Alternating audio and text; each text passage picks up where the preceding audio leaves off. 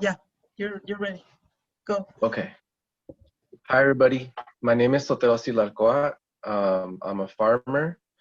I've been farming pretty much my whole life.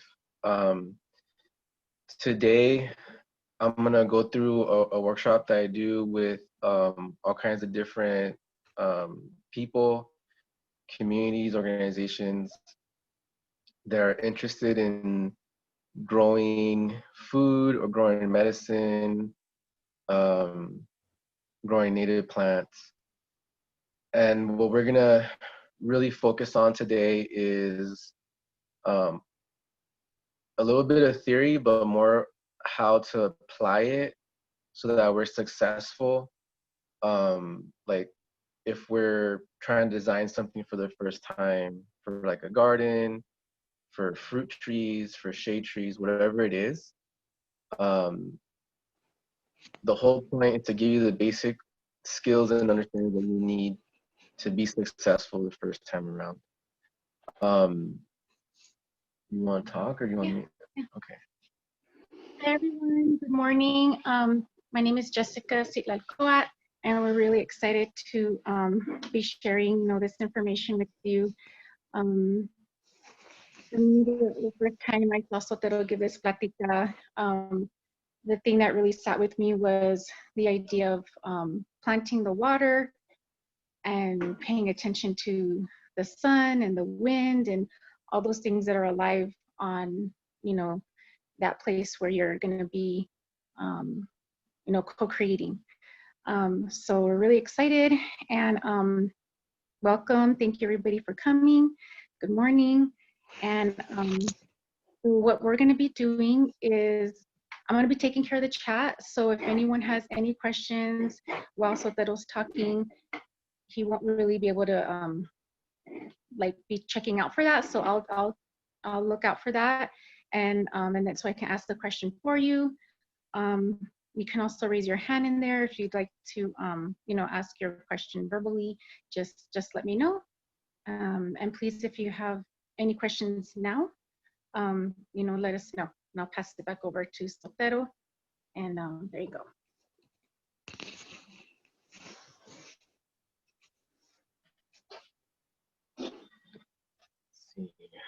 Okay, so I'm gonna start out. I have a little PDF that I'm using as kind of a guideline to stay on task. It's a workshop packet that I created for a local nonprofit and their youth program. But pretty much, I'm gonna use that as a guideline to stay on task. And I have a little whiteboard right here where I'm gonna be writing stuff. So the first thing that I'm gonna kind of cover is a little crash course into the permaculture theory. So permaculture is the idea of permanent culture. And it's really geared towards the things that humans need to thrive in a certain place. And it's very place-based. For me, when I first learned about permaculture, it was very interesting because, okay, no, babe, I have to, it is what it is. So it was very interesting for me because I grew up around plants. I grew up around farms.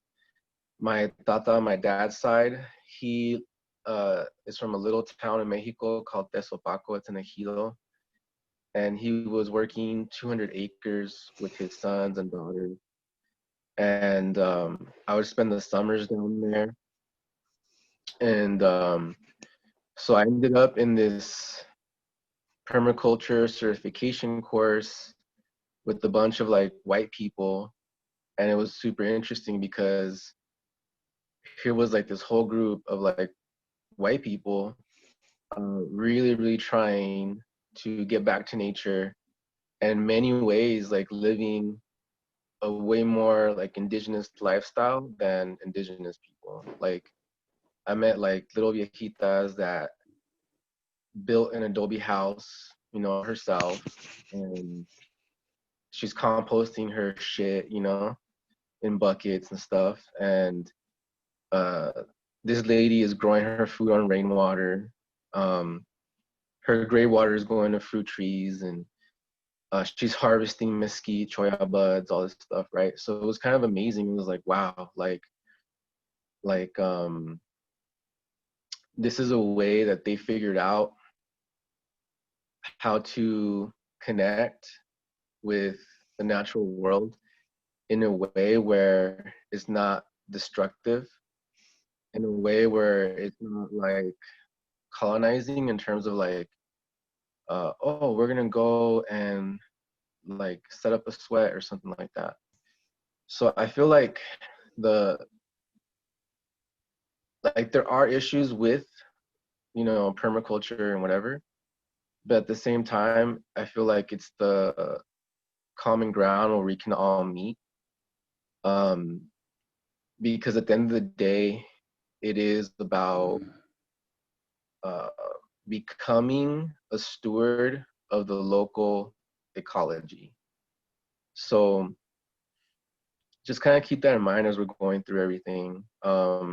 Like a lot of indigenous people already have this knowledge in like traditional farming practices and traditional food, like foraging for traditional foods, like eating native animals from, you know, the ecology and whatever the surrounding ecosystem.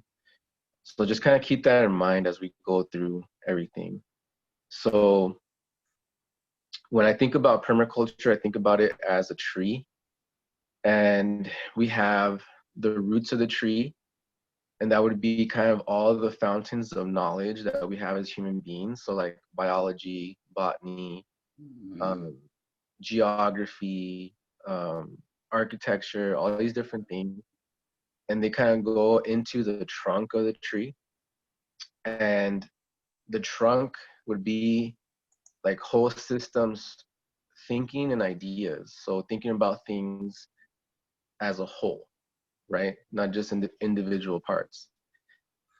Then we go into three main branches, and these branches would be the principles of permaculture. So there is like guiding principles that kind of go into like moral areas. So for example, the first principle is taking care of the earth. The second principle is taking care of people. And the third principle is reinvesting the surplus from a given system back into one and two. So taking care of the earth, taking care of people. So if you think about that, it's kind of very like native way of thinking, right? Like we're gonna take care of the earth, we're caretakers, we're gonna take care of ourselves, you know, and then putting the abundance that's being generated back into taking care of people, taking care of earth. So we're always kind of, that kind of guides the projects and, you know, whether we're going to do something or not. Then we get into the branches of the tree, right? So like a branch would be like rainwater harvesting. That would be like the main branch, but that can go into a lot of different things. So that would be like the twigs. So we can go into passive rainwater harvesting, like working the land, planting the rain. That would be like a whole twig. And then we could do active rainwater harvesting. So collecting rainwater, putting it into stock tanks, putting it into rainwater harvesting tanks, rain barrels, whatever. Like if we're doing a culvert style system, like we can talk about the concrete mix, the pipes we're gonna use. That would be like a twig conversation, right? We'd get really deep into that little aspect of it. So it's really useful to think about it as a tree And this is kind of the image of the permaculture tree. So as you can see, we have all these little branches.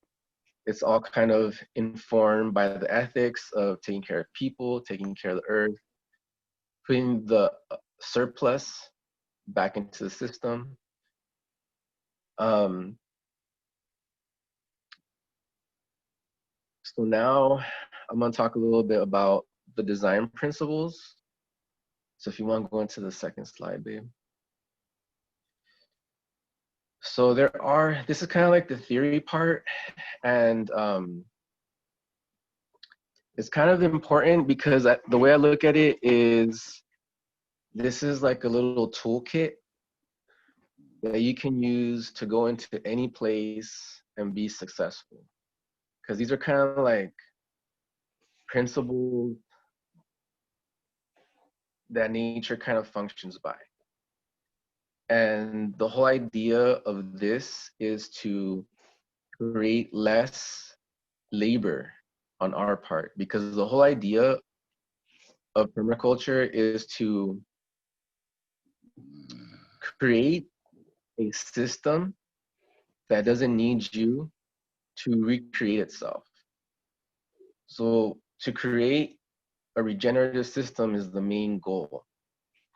The only way you can create a regenerative system is to tap into how the local ecology functions. So for example, I'm in the Sonoran Desert. If I wanted to create a system that can regenerate itself without me, that means that I'm gonna have to be planting mesquite trees, palo verdes, ironwoods, nopales, choya buds. These are all food crops. They're food crops. Saguaros, right? All these plants have the ability to regenerate themselves without me if I design it properly, right? Like we can throw in some food gardens in there because we need to eat veggies, and we can throw some chickens in there because we need to eat meat or whatever. We can throw some fish in there in the aquaponics system. But those are all going to be things that are going to require my labor to function, right? The main system would be the native plants planted in rainwater harvesting earthworks. That would be the form to the function. So in order to get there, we need to understand some basic design principles so that we can go into any given space, design something, start small, design something, implement it, and have like a high rate of success. So I'm only going to really cover the first three because those are kind of the most important in terms of like brainstorming a design, putting something together on paper, and then going out and actually implementing it. So the first one is everything is connected to everything else. Place elements in relationship to each other intentionally. So what is an element? An element is anything that we put into a given space. It's not something that is from that space. So for example, a garden, a chicken coop, a greenhouse, a house, any sort of structure building, any plants that we're going to be putting in would be elements, unless the plants are already there. Things that are not elements would be like rainwater, the wind, the sun. Those are in permaculture language, those are considered sectors. A sector is an energy that moves through the site but isn't generated on site, right? So other things that could be sectors would be like human foot traffic. If you're in a highly like urban area and people cut through your land to get from point A to point B, like there's like a natural pathway that is kind of not written down anywhere, but like when the kids get off of school, they're gonna cut through your land to get to the other side of the road or something like that. So that would be a sector, because that's something you have to consider when you're designing stuff, because that's something that's naturally happening. That could happen with like coyotes, bobcats, javelinas,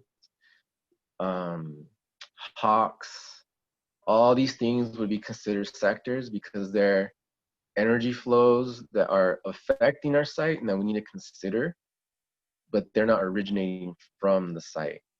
So elements are things that we're putting into the site, into a given space. The sectors are things that are coming into it and affecting the space. So the first principle is we have to think about the relationship that elements have, and we want to put them close together based on that relationship. So the second one is every element should serve many functions. So again, we're thinking about our elements. So like, let's take a chicken coop, for example. Let's think about a chicken coop. Some of the functions that we're going to be gaining out of that chicken coop are going to be obviously eggs and meat. Those are going to be like the biggest ones, right? Some other functions is we're going to be gaining a high quality manure. So we have to do something with that, right? We're going to be getting feathers because they shed feathers all the time. We're going to have animals that are constantly scratching and pecking at things. So we have to think about that because that can be very destructive.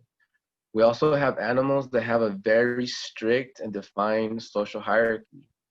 So we also have to consider that, or they're going to eat each other, right? So these are all functions coming out of the element that is the chicken coop, right? So we want to start thinking about, okay, these are the functions, right? So that brings us to the third principle. Every function should be supported by many elements. So what I'm going to do is I'm going to switch over to the whiteboard, and I'm going to start drawing stuff. Oh.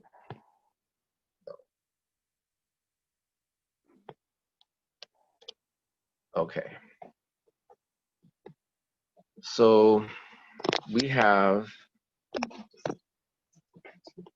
no, babe, I have to write. Okay. So we have the chickens right here. And then we have the functions. So right here, one thing that people don't know about chickens is that they release 80% of their manure at night. So that means that if we take that into account in our design, we can take away a lot of labor. So manure goes great in a compost system, right? So this is the element, this is a function, this is another element that supports this function. If we put them together, that means that we're gonna have to do a lot less work. Another thing that chickens do is they scratch all day. So this goes perfect with mulching gardens and compost, right? So we're gonna have to mulch our land all kinds for the water harvesting. So we can actually just throw piles of mulch, throw a couple of chickens in there, and they'll spread it for us. When we're transitioning our gardens and we need to de-weed them, turn over the plant, we can throw a couple of chickens in our garden, and they're automatically going to start eating all of the spent plants and scratching them into little bits, working them into the soil, and adding manure to the soil, and de-weeding it for us. Like they're doing all of that. So again, this is an element. This is a function from this element. We're putting them together based on the relationship, right? So instead of us going into the gardens and hand weeding them, taking all the material, putting it into a wheelbarrow, and then throwing it into the chicken coop or something, it's all happening in the garden. Then the compost. So when I build a chicken coop, I always add a compost bin to it. And the reason for that is because of this, right? They release 80% of the manure at night. So how do I do that? So let's say that this is a chicken coop. It's like a square, and we're looking at it from the top down, like we're a bird flying over it, right? So let's say that this is 8 feet and 8 feet. What we did, you think you can go outside into the chicken coop so we can show them? Yeah. Okay, so my partner's gonna go outside into the chicken coop so we can show you while I am explaining to you what we did, but we're gonna have an actual visual of it. So what I did is I divided the coop in half. So this is 4 feet. The back half, so 4 by 8, is our compost system. I put a pallet right here to separate it and make it into 2 bins. I have a pallet right here that I cut in half so that we can have compost right here. And then when this gets full, we add another pallet to this other side, and then we start composting right here. Another thing that we did is we added a mesquite branch from one of our mesquite trees, because they're birds and they need to roost at night because they're like jungle fowl. So in nature, chickens roost in trees. So it's actually healthier for them to be on a stick, on an actual branch, than like a dowel or something like that. It's just healthier for their feet. You're gonna have a lot less problems. So I drilled this mesquite branch into the frame of the sides of the chicken coop, this pallet that's sticking up. So they're gonna sleep on this. This is what they sleep on. We have like 18 chickens. All of them at night will climb up onto this stick and sleep there. So what happens is they're releasing 80% of their manure at night. So they're automatically dumping their manure into our compost bins, and I don't have to do anything to clean up the coop. We just put down fresh hay on this part of the coop, and this part when it's not being used, or this part when it's not being used. And then we collect this stuff every like 2 weeks or something, and we put it in as a layer of compost. We put down little mountains of hay. The chickens will come in, they'll spread around very efficiently. And pretty much we got 18 chickens in an 8 by 8 coop. And the reason they're not eating themselves is because they have compost, because again, they scratch 24/7. So they're being kept occupied. They have work to do and they love it, right? They love going into the compost and searching for bugs, turning it, pooping on it, all that stuff. So this is a good representation of how to put those 3 design principles together. Because all we did was we have to remember everything is connected to everything else. The compost is connected to the chickens. The chickens are connected to the compost. What is the relationship between them, right? So they drop 80% of the manure at night. They love to scratch. They're natural foragers. So this gives them all of that, right? And we put them together intentionally. We put our compost system in the chicken coop. We gave it half of the chicken coop in terms of space and whatever, so that we can create soil, right? So that is kind of the idea that we're trying to get at with everything we're doing in permaculture. We're trying to take ourselves out of the equation and put natural cycles and systems in place that take things over. So I never have to churn this compost because the chickens do it all for me. All I have to do is harvest it when it's ready. And the reality is that's super easy, because what we did is we put wire on this side of the chicken coop It has wire on this side, all the way over here, and then on this side.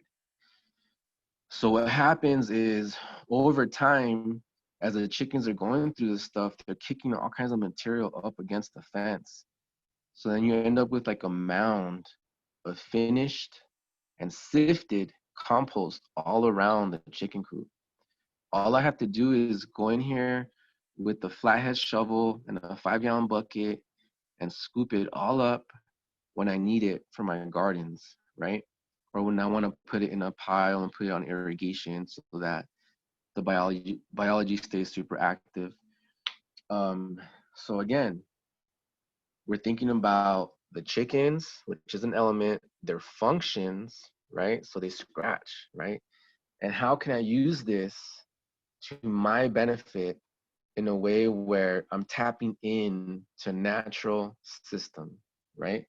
So this is like nature at work for our garden, right? For building soil and whatever.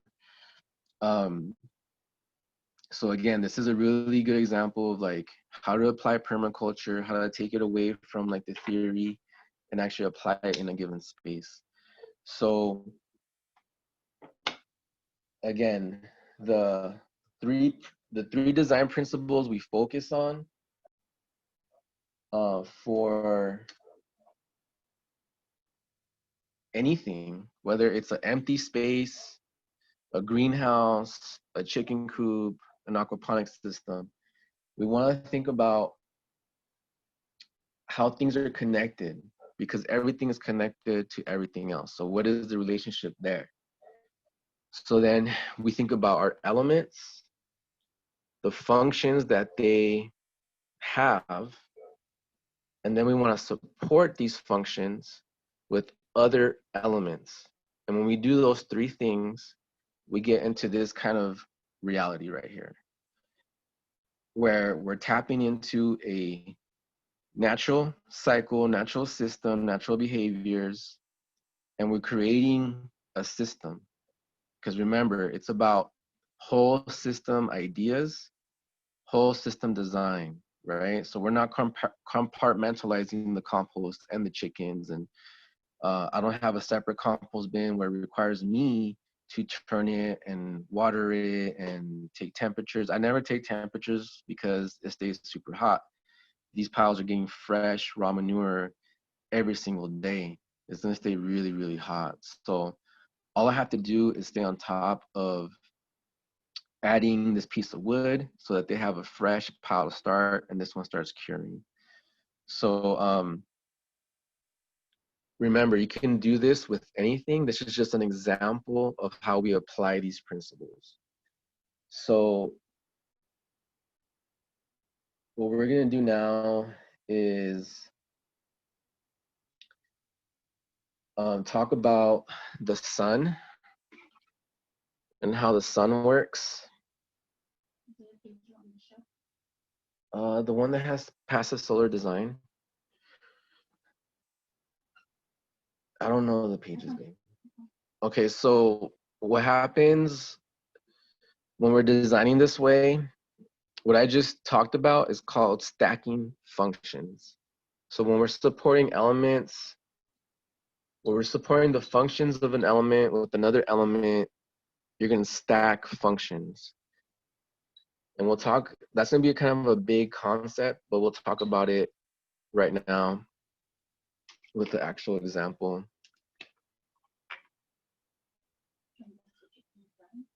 Yeah, because I can't see myself drawing.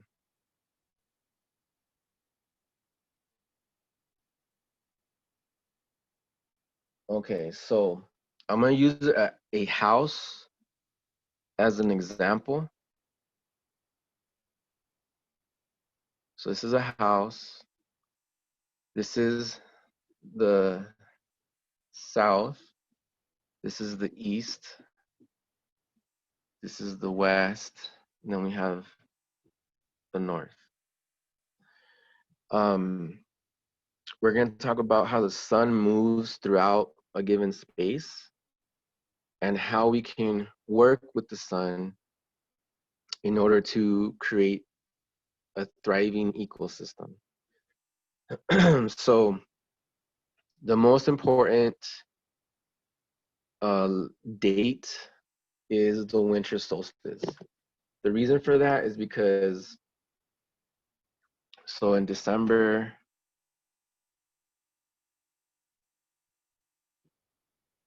the winter solstice, right? The reason for that is because that's when we have the least amount of sun. And when we're designing, we want to design for the extremes. So the reason we're designing for the least amount of sun is because we want to grow food year round. And in order to do that, you need sun. So this is how, so what I'm going to do is I'm going to walk you through a very basic design that would pretty much work anywhere. And this could be a greenhouse. This could be a garden bed or a field. A ramada, like you can switch this out for anything and it would be the same overarching principles. So the first thing you're going to do to start your design is you're going to draw 90-degree angles on the southern tips, because we're going to draw where the sun rises and sets during the winter solstice. So then we're going to draw a 45-degree angle. So it's going to look like two arrows pointing to the tips, the southern tips of the house. And this is where the sun rises, and then it's going to set over here on the winter solstice. So this is in permaculture, we call this the solar access zone. This is where we're going to get the most sun. In the winter, the shadows are cast to the north. So the degree that the shadows cast based on the movements of the sun is called the azimuth. And what that means is that what the azimuth is the degree that the shadows are cast during a certain part of the year. So that is directly north in the winter. So there's a calculation that we can do. It is 1.5 times the height of any structure will give you the winter shade line. Now this is really important because you can't grow veggies in the shade. So you want to do that to figure out where the shadows are going to be cast in the winter, so you don't do all this work to install a garden that you can't use in the winter, because we want to grow food year round. So for example, on this building, we're going to plug in however high it is, 25 feet, 30 feet, whatever it is, you plug it in here, multiply by 1.5. That's going to give you the winter shade line. This is a coefficient that you can find in passive solar design books. So it will change if you're like in a different country. This is tied to longitude and latitude. So right here, we're going to draw our winter shade line.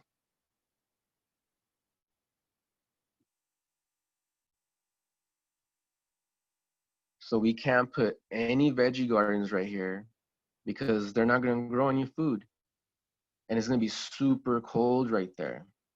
So that spot right there, any winter shade areas are the perfect spots to put in fruit trees, especially in the desert where it doesn't get that cold. And fruit trees need a certain amount of chill hours to produce fruit for you. This is how you do it. This is how they will thrive and give you all kinds of fruit. You got to put them in the winter shade line so they get those chill hours that they need, which triggers their ability to set fruit, right? So that's one thing we have to do. We have to do this calculation with all the structures on the site, draw in the winter shade lines, and then just remember, hey, this is a good spot for the fruit trees. That's where we're gonna prioritize putting fruit trees in when we start designing, right? The solar access zone, right here in this area, we don't put any big trees right here. No big trees right here. We wanna keep the windows totally accessible to the rays of the sun so that we can passively heat and cool our house.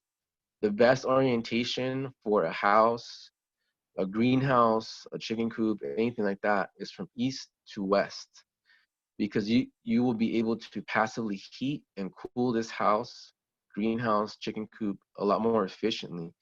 And the main reason for that is because in the winter, when the sun rises low in the horizon and sets low in the horizon, if you keep this free of anything that's going to block the windows, the solar rays from the sun are going to go into the house through the windows.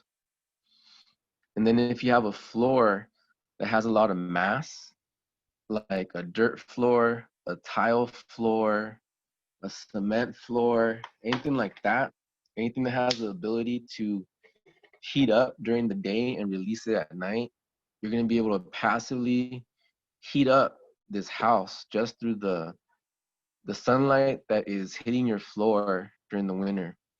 So you want to do this calculation for anything you're putting in, because let's say that you have a really big front yard or something. You could put some trees down here. Usually trees get like 25, 30 feet tall. You could do this calculation, see how far back the shadow is cast. And as long as it's not hitting the windows or the roof, because you don't want any shade in the winter on your roof, on the windows, because that's going to drop the temperature. That's going to make it more cold. You want the sun hitting it, right? But yeah, you can put some trees down here if they're far enough, and the shadow that is cast north in the winter is not going to hit your house or the windows, right? So again, we're using the sun, we're harnessing the power of the sun to heat up our home in the winter. I was going to plant 2 trees today. I was going to plant them in the south. Is north better?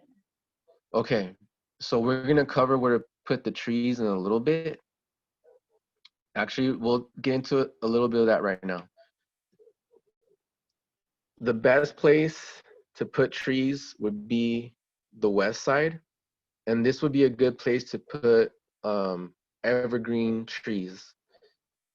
The reason for that is because if we put evergreen trees on the east side, in the winter, when we're trying to heat up our home, there could be a lot of shade on it still in the morning, right? So we usually put semi-deciduous trees or deciduous trees on the east side, the north side.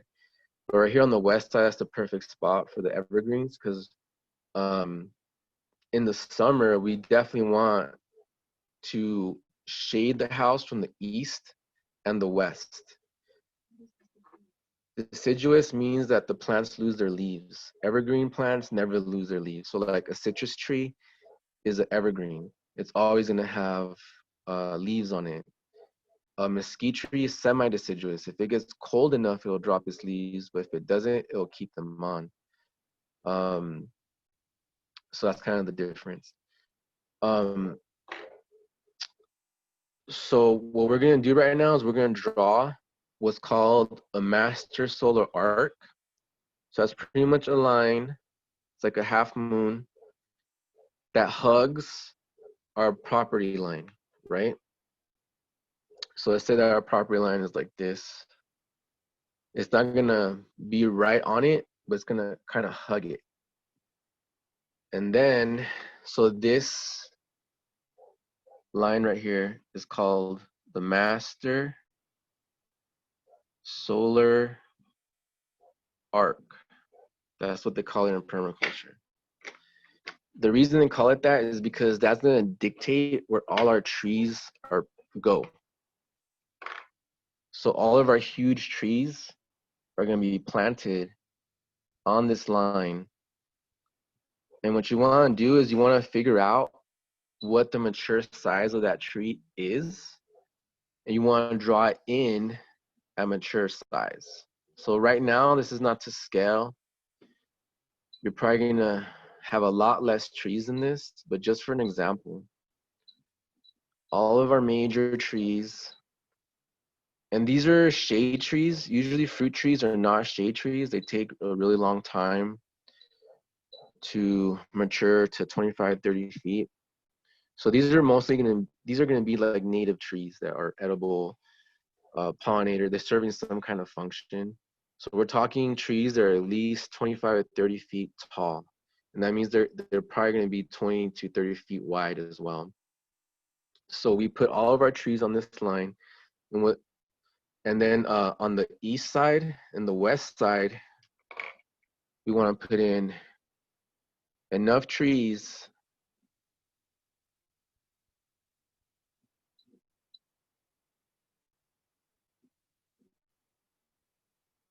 so that the house, the sides of the house are being completely shaded during the summer, so that the sun is not heating up these sides of the house. So when the sun is rising on the equinox, it's pretty much rising right here, and it goes directly over the house and it settles right here.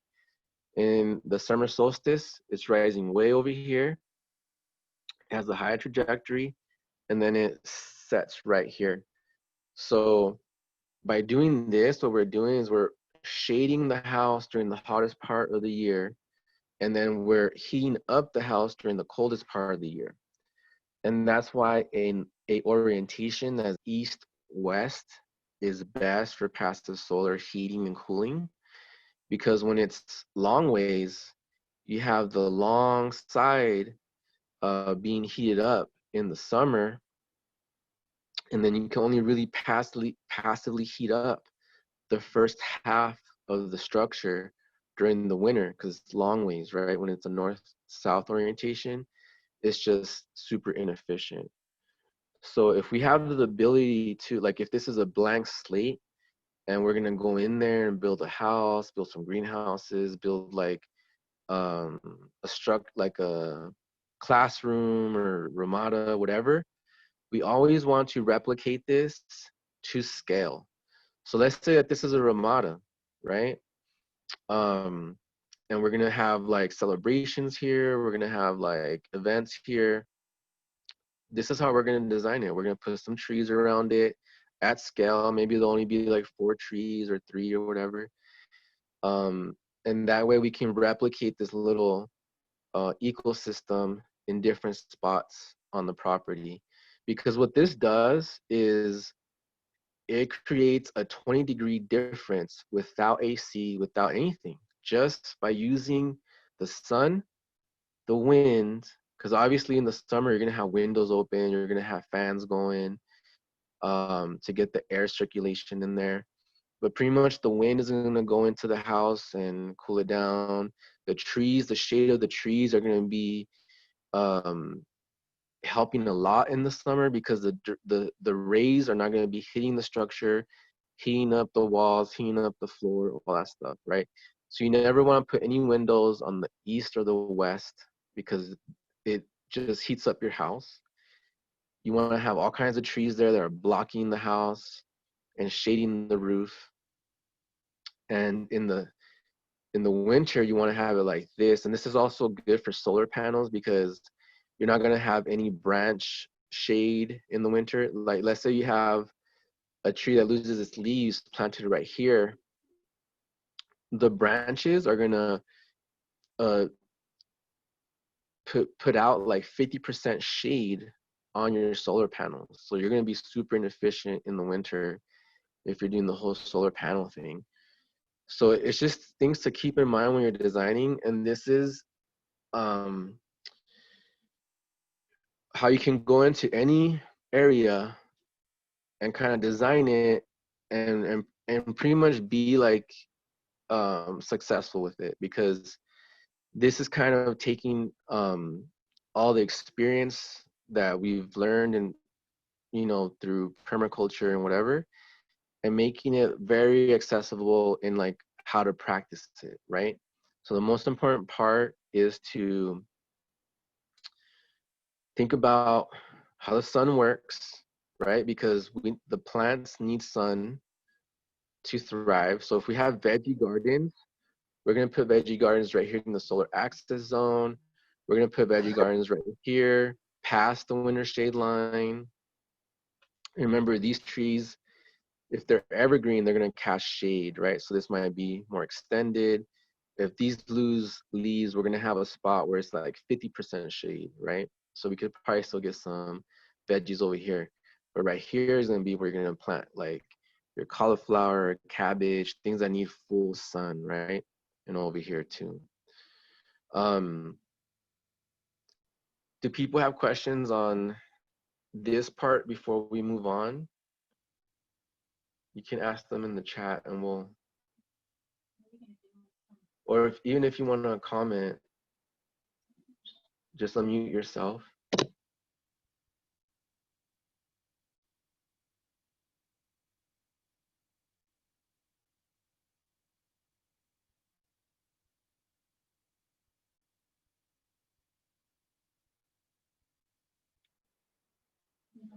Can you put the document on the screen so we can, the one where it says passive solar and it has the houses on there? And it has the house with trees on the bottom. So we're gonna put this document on the screen so we can kind of go down more, babe. I think it's like the 2 pages down. This one? No, the next one. Yes, so stop right there. Okay, so this is exactly what I'm talking about. On the picture on the left, what we have is a brand new, like a new design that's being implemented, right? So they have the rainwater harvesting earthworks, which are like the little basins that are harvesting the rainwater, and that's what the arrows show. That's like how the water is going into those basins. The solid lines with the dashes, that signifies gray water or rainwater. So on the one side of the roof is going into a basin with fruit trees. And then we have 3 gray water lines coming from the house to most likely fruit trees. So these basins are showing the plants that are not fully mature yet, right? And you can tell that the basins are big. The reason for that is when we design a basin for a tree, we want that basin to capture all the leaf drop because that's how we build soil. So the leaves are going to drop if it's a deciduous or semi-deciduous plant or tree. So we want to design our basins to capture that leaf drop so that we're building soil automatically. We can tell that they have solar panels, they have a rainwater tank, they have a little garden in the front that is not tall enough to block the windows. Then the second slide, we can see, okay, the trees are mature now, right? And now these trees are like nurse plants for shrubs and other perennial plants, maybe annuals that we can put in the understory of these now mature plants, right? And you want everything to be spaced out so the trees are not growing into each other's canopy because that's how you get diseases and stuff like that. So this is exactly what we were talking about. This is what this master solar arc looks like when you freshly start it and then when it matures. If you could go down to the second image. So right here is what we were talking about with the winter shade line. We can put a tree in the south if we want. We just want to make sure that that shade that is cast by it is not hitting the building. It's not hitting the chicken coop, the greenhouse, your house, whatever structure. And then, or like a ramada, because it's gonna be cold right there in the winter. But in that winter shade line from the structure, that's where we want to put stone fruit and things like that. So they have a citrus right here as an example. because the citrus is very susceptible to freezing. So it does make sense to put a citrus on the south of the property, but you want to push it so that that shade that is cast north in the winter is not hitting anything. So there's like nuances to the stuff, right? If you want to go down to the next page. Stone fruit is like peaches, apricots, things that have a little thing in the middle, right? That are hard. So right here, this is an example of what I was talking about with the shade being cast onto your house. So like, sure, having shade in the summer on the south part of your house is nice, but you can get that same effect with the trellis, with the annual plant, like a cucumber or like a morning glory or a hummingbird vine that is deciduous, so that it's going to lose its leaves in the winter. So a trellis would be a better option to shading the southern part of the structure during the summer when it is hot, right? But this is what happens when you have a tree and you have solar panels. It's gonna mean that you're harvesting less power from the sun and therefore generating less electricity. And then right there in the winter shows that even with the deciduous tree, the branches are still gonna block 50% of the sun for penetrating through. So that's gonna make it harder to passively cool or harvest the sun to turn into electricity. So again, you want to plant that tree far enough so that that shade that is cast is not hitting the house.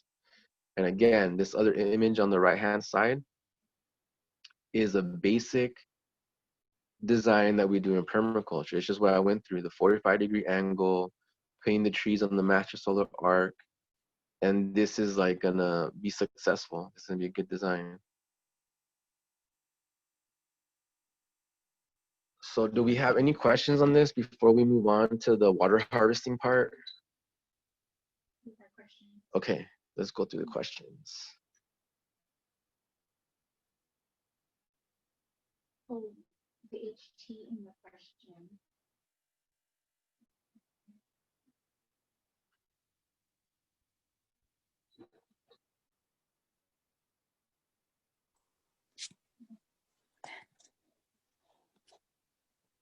Oh, yeah. I was just wondering what the HT was in the equation. I kind of missed that part. Oh, height. Height. Thanks. Yeah, height of any structure. So for example, if the house is 25 feet, we're gonna plug 25 feet right there. If it's 15 feet, we're gonna plug in 15 into that part of the equation. So the height of any structure, it could be like a tree. So let's say that you already have a house, there's already plants there, right? Like that's how it goes, right? Let's say that you have like a crazy tree, like a pine tree, right? Some people have pine trees and stuff, and those things get huge and they cast a huge shadow. So it might be a problem if it's in the south, right? It might be not a problem if it's on the east or the west, because then it's going to shade your entire house. But yeah, that tells you how far the shadows are going to be cast north in the winter. Do we have any other questions? Okay, so if you do have questions, just put them in the chat. We're going to start getting into how to plant the rain. So what I tell people, because people always want to plant plants first before they plant the rain. And to me, that's not, you're not going to be very successful if you do that, especially if you're in an environment like I am in the Sonoran Desert, where it's 110 degrees in July or something, or in August. Like, you have to plant the rain first. What does planting the rain mean? That means that we are harvesting the rainwater in the ground. When it rains, it's gonna get planted in our basins and it's gonna be held there by the soil and the plants. right? So we're gonna briefly go through, can you put the screen on again? We're gonna briefly go through the principles of rainwater harvesting, and then we're gonna talk a little bit about how to design around that. Okay, so the first principle is kind of the hardest one for people because it requires you to step back and be patient. So the first thing is begin with long and thoughtful observation of nature. So that means that you have to really come into relationship with the land. You have to observe it for at least a year, because think about it. Yeah, think about it. Like, how are you gonna know how the water is moving through a site if you're not out there when it's raining? You have to get out there when it's raining and see what the water is naturally doing on the property. That's the only way to do it. You have to see where the pools are getting collected, where it's becoming a problem, right? Like it's getting waterlogged in certain areas of the yard, or like there's a bunch of water collecting in the driveway and because of however the driveway was designed or whatever. So that's what we're observing. You know, how is the water moving? Because the water itself is considered a sector. It's coming from the sky, it's moving through the site. So we have to observe that energy flow, right? How is it flowing? So like when we were looking at the diagrams earlier, had the little arrows. That's telling you how that sector is flowing through the site. The water is moving this way, right? So we want to document that on paper. We want to draw our little property and start drawing arrows and start drawing the puddles and all that, right? The little arroyos, all that stuff. However it manifests itself on your property or on a given space. Like you can do this like on a mountain that's nearby you, and you go out there camping in the rain and you can see where the water is moving at, right? Then you can go back and throw out some seed balls with native medicinal plants that you're going to harvest. Like you can do this anywhere. So the first thing you got to do is observe it for a year, at least a year. And you want to be documenting other things like the wind and animal movements. Like a lot of what this is thinking, like being thoughtful, coming into relationship with place, right? So that's the most important one. Like if you don't do number one, you're not going to be successful because that's what kind of dictates everything. So then the second principle, once we kind of know what's going on, then we want to start at the top of the watershed and work our way down. You don't want to start putting basins where the puddles are, because by the time you get to the source of where that water is coming from to create a puddle, the system's going to be all thrown off. You want to start at the top so you have the most impact downstream. So usually that's a house, because usually houses are not guttered and the water is just falling on the ground and doing whatever it does. So that's where we start. We start at the top. That's usually the, whatever structures we have. If we have a barn, if we have like a big old shed, ramadas, like whatever structures are there, they're going to create a lot of runoff. So normally that's where we start, right? If there's no structures there, then you have to start at the beginning of where the water starts to move through the land, where it enters the land and starts its flow, right? But in an urban property, we're talking structures.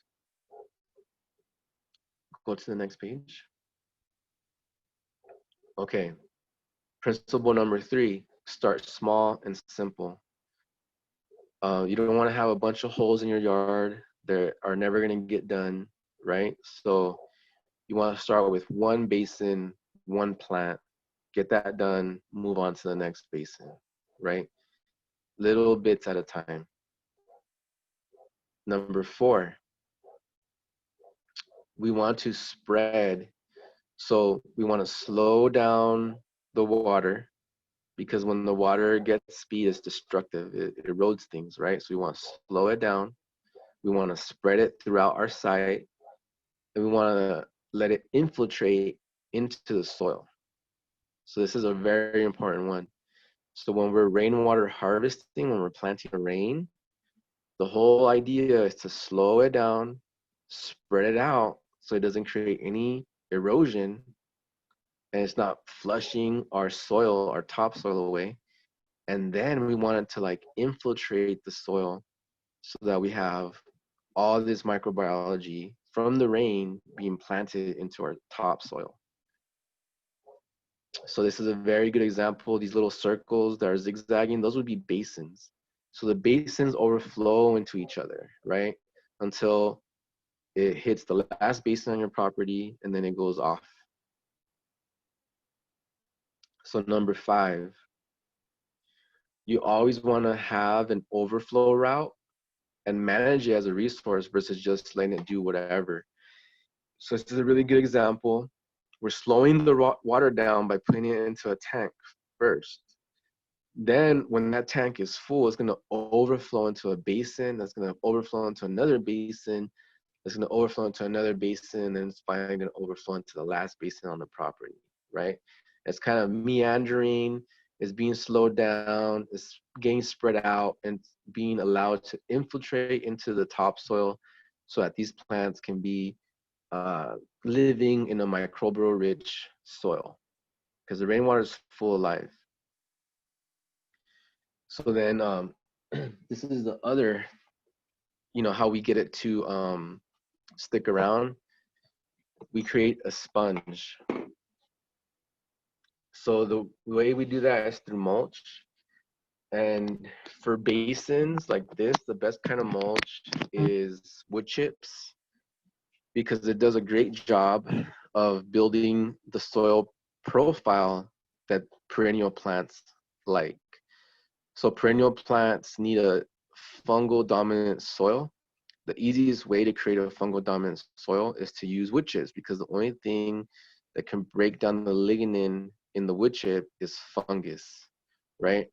So if we start putting all these wood chips in our basins and on bare soil around the property, it's going to help slow down the water and it's going to create a sponge effect. So after a year, like when you put down mulch, it'll last like maybe 3 to 6 months. And it's constantly being broken down. You're constantly having to replenish it. But what that means is that you're feeding the plants what they want to be fed. So a lot of times people ask me, what should I feed my fruit trees? We don't really feed our fruit trees anything. We just mulch them. Like I put some compost in there, maybe like once a year. I haven't done that in the last 2 years, and all we do is make sure they have mulch and they give us tons of fruit, like tons and tons of fruit. Like we get all kinds of fruit. And the reason for that is because those fruit trees now have a super fungal dominant soil and the wood chip itself becomes the food, right? So we want to create a sponge. Okay, so number 7 is do more than just harvest rainwater, right? So again, stacking functions, the principles of permaculture, how elements are connected to each other, placing them together intentionally based on the relationship, and supporting the functions of an element with other elements. So this little picture has it all, right? We have the rain cloud dumping water on the property. We're collecting the rainwater from the roof into a tank. That tank is supporting our fruit tree right here. This is the fruit tree. So we are offsetting how much tap water we have to use for this fruit tree based off of, collecting the rainwater. So we have the rainwater collection. We have the shade from the fruit tree on the house. We have the fruit itself, which is feeding us. It's also attracting butterflies, which are pollinator plants. And then, we're building soil. So again, stacking functions, those are all functions that are happening from the design. So then number 8, continually reassess your system, the feedback loop. So again, this kind of goes back to number one, long and thoughtful observation of nature.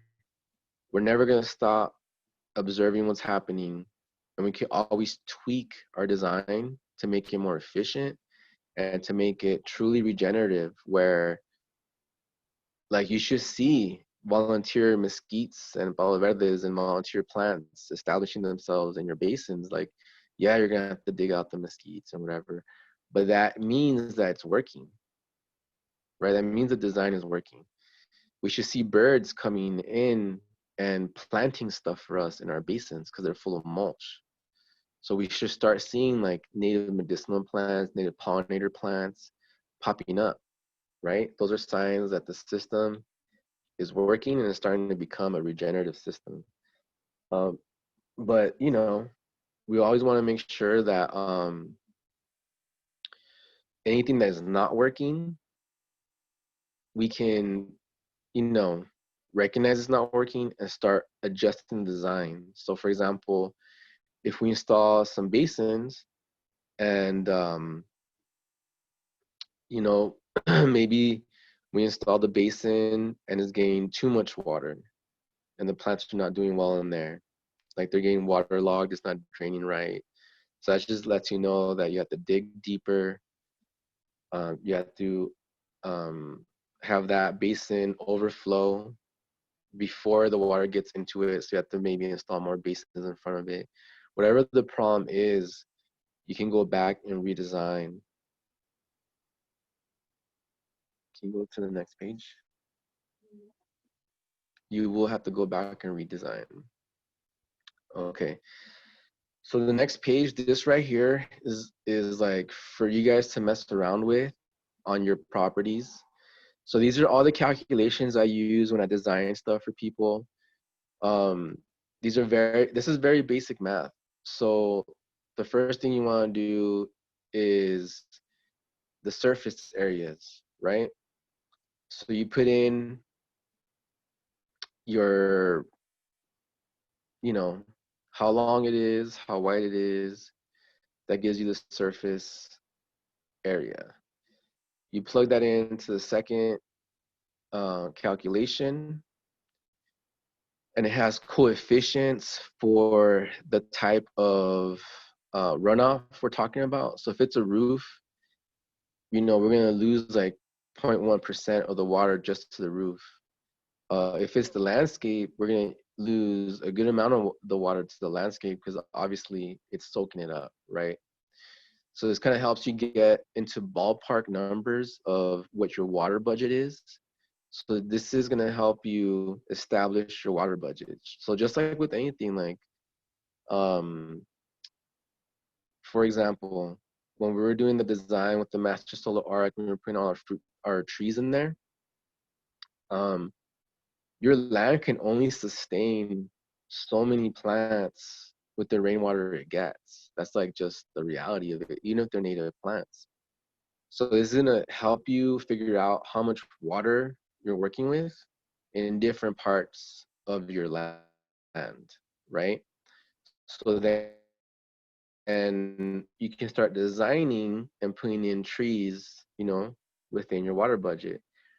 So for example, a mesquite, a palo verde, and ironwood tree, those all take about 3,000 gallons of water a year to thrive.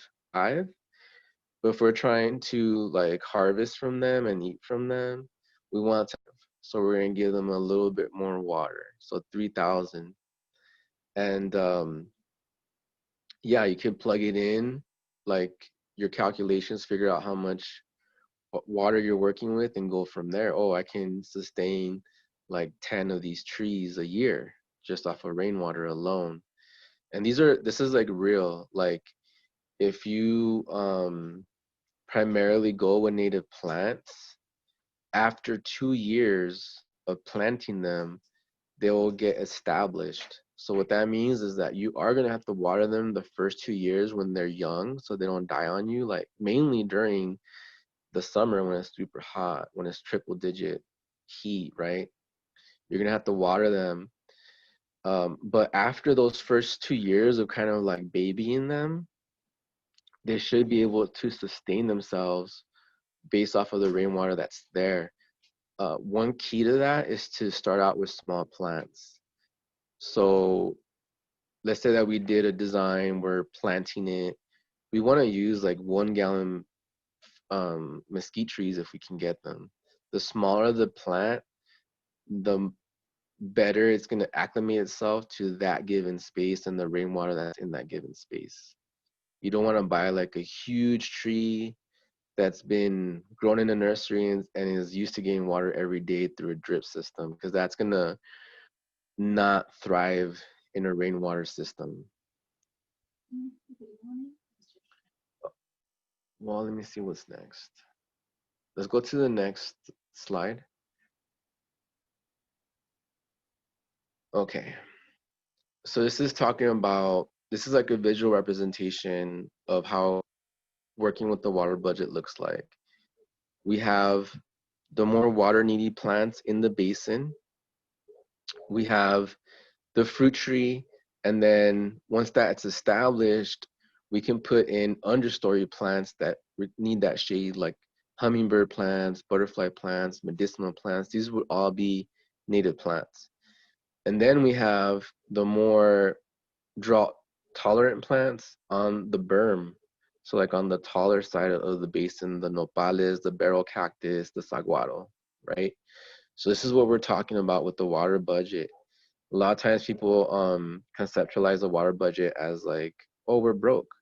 But no, we're not broke. Like we can add a bunch of plants in here and sustain it off of rainwater, but it has to be done in a certain way, right? So now if we go down, this is a good visual representation of how to think about a water budget. So off of 1/2 of this roof, we can harvest 9,000 gallons of water a year.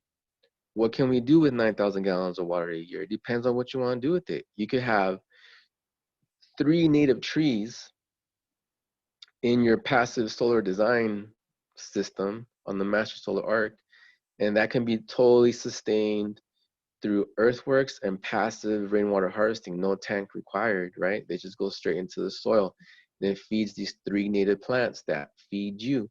If these are mesquite trees, we're talking truckloads, like truckloads and truckloads of mesquite pods once these trees hit like 5 years, off of, you know, an initial investment of digging in your yard and shaping the earth, making these basins so that they can collect the rainwater and hold on to it as a sponge, adding mulch, right?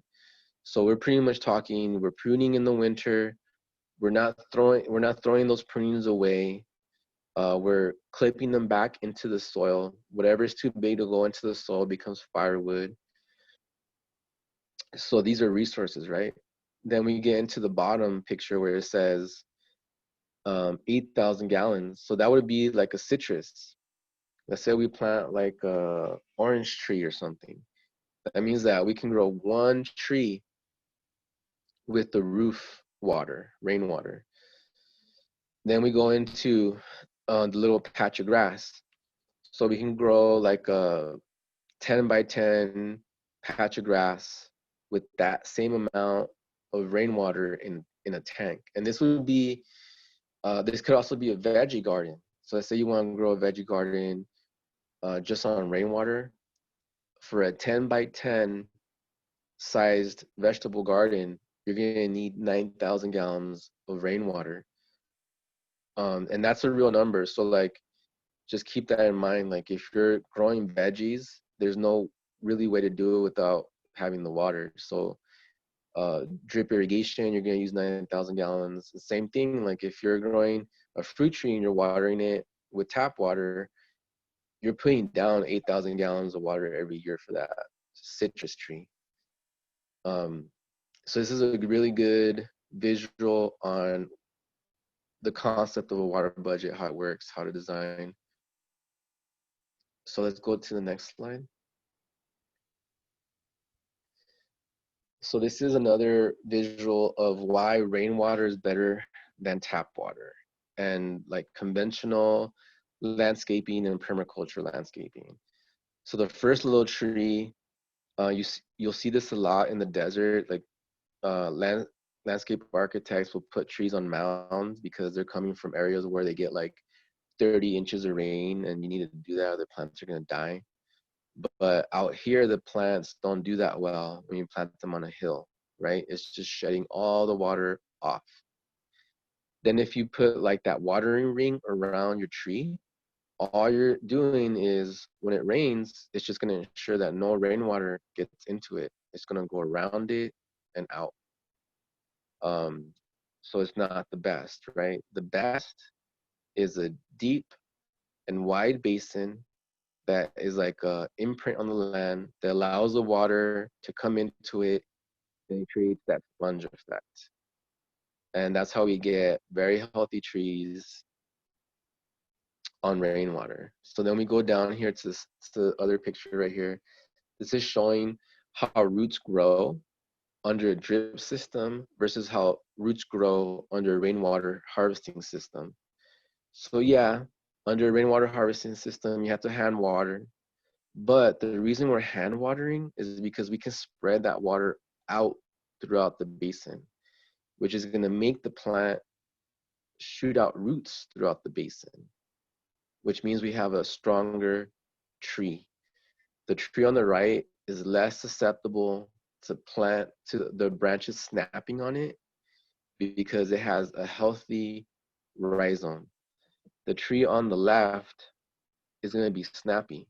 Like if you just drive around anywhere during a windstorm, like in the urban whatevers, and you're going to see trees in parking lots all snap because they're on drip irrigation and the root systems aren't very strong, so the branches aren't very strong. So then let's go to the next slide. This right here is a common mistake people make when they're designing their basins and they're putting in their plantings. People buy, you go to the nursery and you buy small plants. They're more affordable. And then you put them in your landscape at the wrong spacings because they look so small and it's hard to visualize how big they're actually going to get. But you always want to design for the plant's mature canopy and kind of go from there. So the second picture on this page is kind of how to do it right. You don't want the tree canopies growing into each other because that's how you get diseases. So if you do like the first image, what's going to happen is the branches are going to grow into each other and they're going to start scratching each other, and then they can get crazy airborne diseases from just fungus and bacteria in the air. So you could lose your whole tree because you planted it too close to another tree. And you'll see this in nature, like you go into nature, you'll see trees like all up against each other, growing into each other, but you also notice that a lot of those trees are not healthy. They're not super big, right? So the plants need root space. If you give the plant the appropriate root space it needs, it will get very big, right? So we want what's going on in the figure 11.6b. We want to have enough space so the canopies are not growing into each other and the understory plants are not growing into each other. And we have enough space to get in there and do our thing. So always plan for the mature sizes. Okay. And the last slide on this thing right here, this is a good example of turning problems into solutions, right? So this is most people's reality. They have like a house, the water goes through it the way it goes through it. There's like some areas where it puddles up. There's some erosion areas. It kind of is what it is. We got some trees on mounds and whatever. Usually no gutters on the roof and all that stuff. So if you go down to the second figure, this is what that landscape could look like if we start, working with it in a natural way. So you can tell in this image that they're doing the passive solar design, right? The trees are all on that passive solar arc. There's nothing blocking those windows, right? We have a native edible garden right there to the right of the car. We have a little kitchen garden, like herb garden, veggie garden, right there by the window. They took out some of the concrete from their driveway so they could turn their carport into a greenhouse. They have a bunch of macetas right there. They put a rainwater tank for their fruit tree, and they're diverting half of the front roof to that fruit tree. That puddle on the right-hand side became a basin that overflows into the native garden. Instead of water flowing into the street, now we're bringing street water onto the property. They did some curb cuts so that the rainwater could come onto the property instead of the water shedding off of the property. And we have trees right there. So this is how we plant the rain. This is how we establish a relationship with the rain that we do have, and how we turn that scarce resource into an abundant resource, right? So we have to kind of switch how we're thinking about the rain. We have to kind of switch how we're thinking about growing plants. We want to grow plants with the rainwater. We want to plant the rain first and then the plants. So it's important to do the earthworks and do them first, then bring in the plants, because they're going to thrive. They're not just going to survive, they're going to thrive, and they're going to create an ecosystem, because these basins are the form to the function. Like there's no way that you're going to get to a thriving mini ecosystem that's tapping into how nature works in your environment if you're not planting the rain. That's just not possible. So we have to keep in mind the design principles and all that, so that when we're doing our thing, we're not creating a bunch of work for ourselves. And we're not creating a system that is not going to be able to survive when you're not around anymore. You can create a system that has native plants as the foundation, like this system right here. And then you can add elements that are just for our needs, like the garden, the little carport greenhouse, so that we can grow our peppers and tomatoes and things like that. But that is not the base, right? In this little design, the veggie garden and the rainwater tank, they're not the base. They're just elements that are supporting the base, right? The base of this system, what is really making this function, is the rainwater and the native plants. Yeah.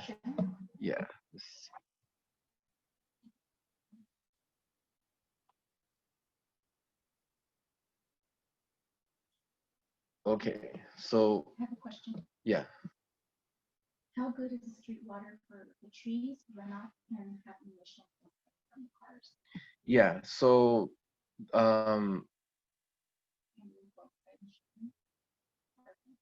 yeah, go outside and show them our stuff. So my partner is gonna go outside and show you guys our rainwater harvesting that we're doing. Okay, she's gonna show you the rainwater harvesting work we've been doing in our front yard. But to answer the question, there's been studies done by the University of Arizona, because Tucson is a little hot spot for rainwater harvesting and permaculture. So we have systems that are 20 years old. We have trees that are 20 years old, and they've been only gaining dirty street water and whatever. Fruit trees that are a big chunk of the water they're getting is dirty street water. It doesn't get into the food. They've tested the pods, they've tested the fruit, you know, like actual scientists and whatever, and it's totally safe. What is more sketchy is harvesting from plants that are on the street because of the car emissions. So in those studies, they found that like fruit trees that are on the street, mesquite pods that you're harvesting from the street have emissions from the cars. So that would be like harvesting medicine plants on the side of the highway. It's like a bad idea, right? Like you're not gonna get the medicine you're looking for out of that plant. So just kind of keep that in mind. Like if you are planting streets, if you are planting trees by the street, maybe you don't want to eat from those plants, right? But stuff that is not, like, let's say that you're harvesting the runoff from an alley where there isn't high traffic, but there is like asphalt and stuff like that. That's gonna be fine. That's not gonna get into the mesquite pods or the fruit. Zotero, Another thing, yeah. can you hear me? Can you see Yeah. it? I'm having a hard time because it's so bright out here. Yeah, I can see it. It Can looks you good. explain it a little bit about it? Okay, so this is our old dirt driveway. That was the problem because our driveway is at a 45-degree angle. So pretty much our entire driveway is a huge curb cut. And this rainwater would get into our house. It would flood our house. So what we did is we gave up the dirt driveway and we made a huge earthwork. On the left-hand side, those are stairs so that we can walk up and down because our mailbox is right there to the left. And then on the right-hand side, those are the earthworks. And we still have to plant them. This is pretty new. This just got done. So we still have to plant them and whatnot, but they're there and they're collecting rainwater. They're full of mulch. Do you want to go to the other side where the basin is on the other side? Yeah, the big hole of water that we get when it rains. So the water comes down here, the driveway, right? Comes down here. Mm-hmm. This is the pathway that it takes.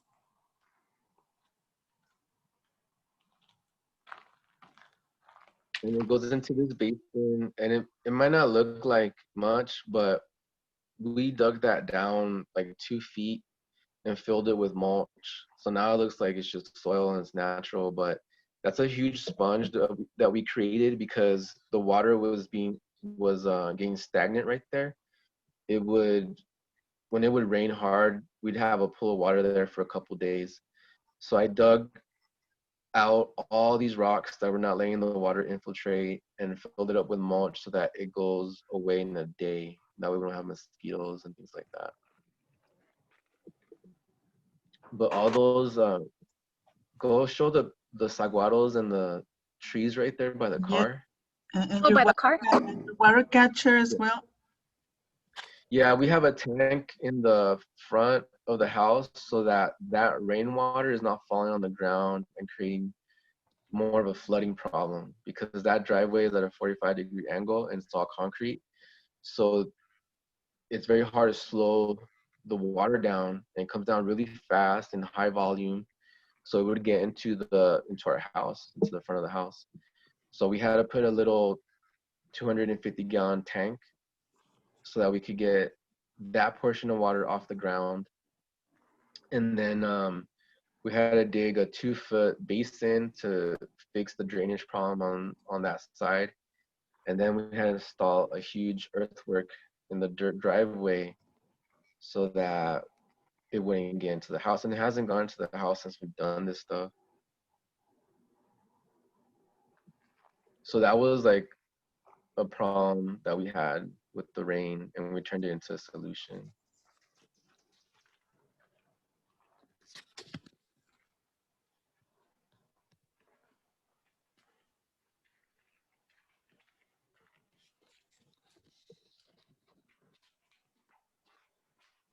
Do we have any other questions? How much does it cost to build one of those tanks, more or less, usually? They're expensive. I installed them myself because I know how to do them. So I just paid for the materials. So for example, the clay tank in the front of the house, the tank itself, my wife is gonna show it. It's a custom handmade tank that we got from Oaxaca, like somehow. One of the local rainwater harvesting businesses had a bunch of these made, and they were shipping them to Tucson. They were installing them in people's houses, and I am friends with one of the people that used to work there, so they gave it to me at wholesale pricing. So I think I paid $300 for that thing, but usually that would be a lot more. And then I installed it myself. So I saved all the money on labor. Like that little tank from a company would probably be like $2,000 or something. We have another one on the side of the house that is like a steel culvert. So I drove to Casa Grande here in Arizona, where there is a manufacturer of the culverts, and I picked it up myself. So I saved $200 on shipping. But just on the culvert itself, I think we spent $500 just for the steel tube. And then for the lid, I had to go to a HVAC company and talk to their like the guy that bends their stuff. I had to get a custom lid made for it, and it was like a lot of conversations and talking and measurements, because it was a custom built lid, and the lid itself cost me $300. So for the steel tank, it holds 1,000 gallons of rainwater. On materials alone, we probably spent $900, and then I installed it myself with friends, you know.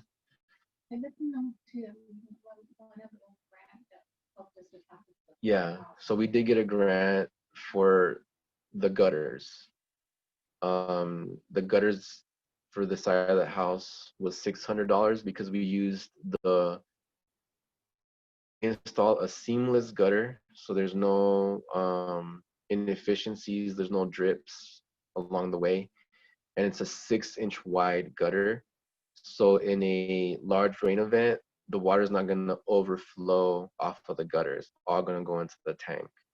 So they're pretty expensive. Yeah. What would be a more budget friendly way? I think the cistern. Okay. Oh no. So like a lot of people think that, oh yeah, let's just build a little clay thing and whatever. The oyas and whatever. From my experience, because I have actual like hands-on experience doing these things, it's a waste of resources. It's not gonna work.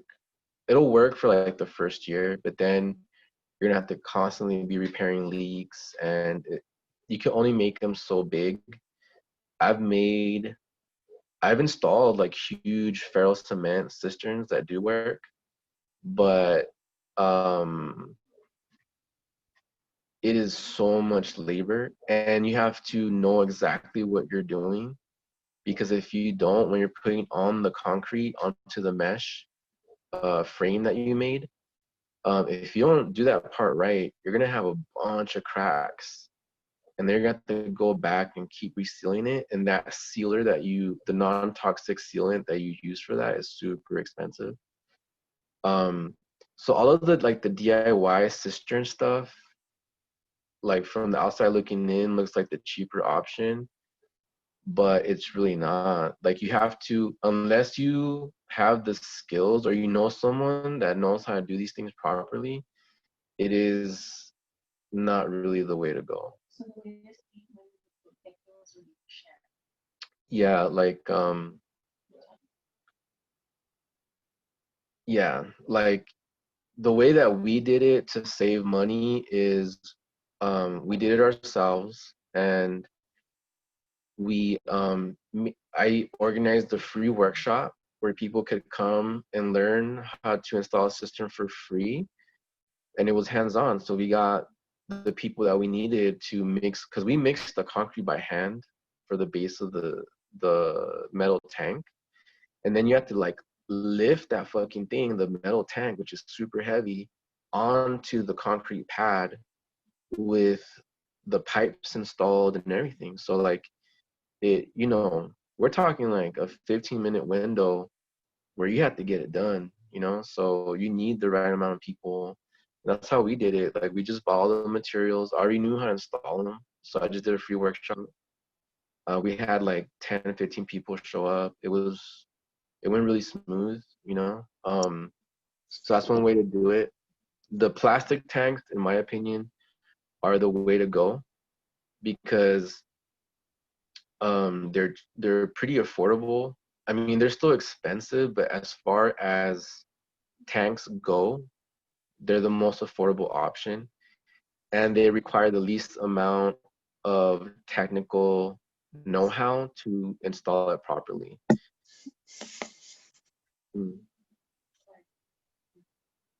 So the plastic tanks, all they need is a base. So you could build a rectangle like wood box for them, fill that with sand, make sure everything is level, fill it with sand, put some eye hooks on it because you're gonna have to strap the cistern down when it's empty or low so it doesn't just fly away. And that's it, you're done. Connected to the gutters, it already has a little leaf strainer thing. So it already has the bulkheads to install a faucet to it. It's already done. With the other options, you have to do all this stuff. You have to know how to do the plumbing, how to do the concrete work. Like it isn't difficult to do, but if you don't have the skills and knowledge, it's not gonna be possible to do it by yourself. Whereas the plastic tank is totally possible. Like you have to have very little knowledge to install a plastic tank, and they're the cheapest tanks. But I wouldn't get stuck on. I have a question. Yeah. This is Lucia. I'm sorry. Since it's really expensive or sometimes even, I mean, it's not sustainable for someone who may not have the resources. What could be some alternatives in the meantime to have So something? what I'm gonna say is like, don't even worry about putting water in the tank. Like that's like not really necessary. Like what is more, what is more important is to install your basins and plant the rain passively. That's gonna give you way more bang for your buck than a cistern.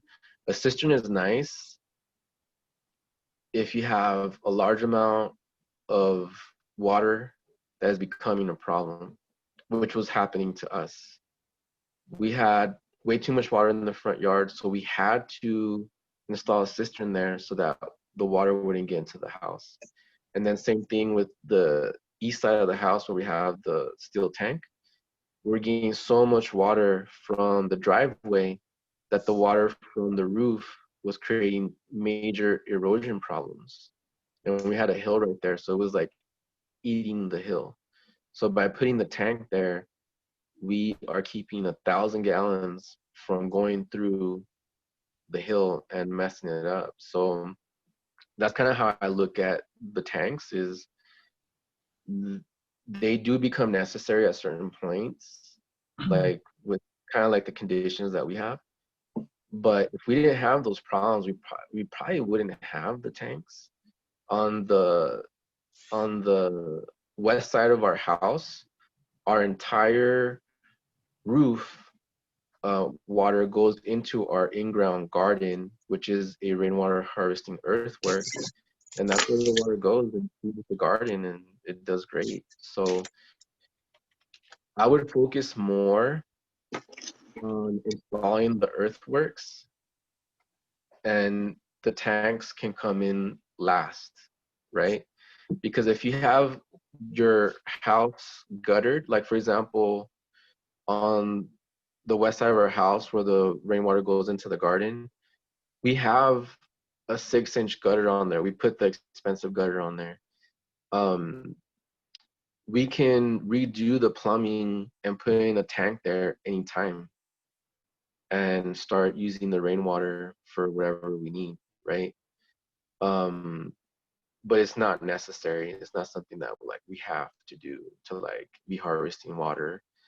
The most important part is doing the basins, and that requires like zero investment in terms of money. You just need like a shovel, a wheelbarrow. I mean, you can use buckets. But you actually have to go out there and start digging and start shaping the earth based on how the water is moving, and you're gonna have more of an impact with that, because the tanks and like the washing machine, like those are systems that require you to be working with them in order for them to function. So we are always having to clean our gutters. We're always having to mess with the rainwater stuff that we did, because it requires that kind of maintenance, right? So I wouldn't get stuck on that. Like obviously if you want to do it, like the cheap option is to do 55-gallon barrels, the intermediate bulk containers. So that's the square cages that have the plastic tank on the inside of them. And you just want to make sure that these materials have been used for the food industry. You don't want anything that has had oil or any kind of chemicals in there. The problem with those DIY tanks is it's really hard to keep them clean from algae, and it's really hard to keep them free of mosquitoes, because you usually don't have like a tight seal on it, you know? And you're not harvesting that much rainwater. So for example, we have to remind ourselves that veggie gardens take 9,000 gallons of water a year. So if we're, harvesting in a 55-gallon barrel, like that's not even like a day's worth of watering in a 10 by 10 garden, right? So it's always good to kind of think about it that way too. Like I kind of feel like if you're gonna do it, it is kind of a long-term investment. Try to save up and invest in it. If that's not possible, because like, we make the money that we make, I wouldn't even worry about it.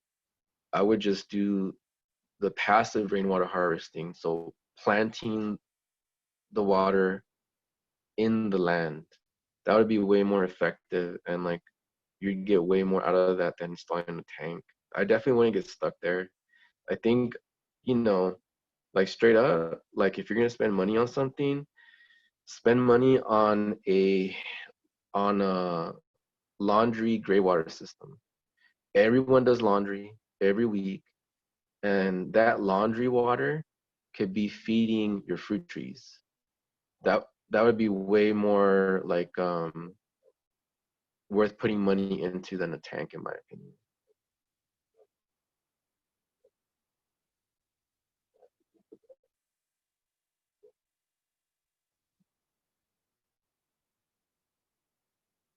Do we have any other questions?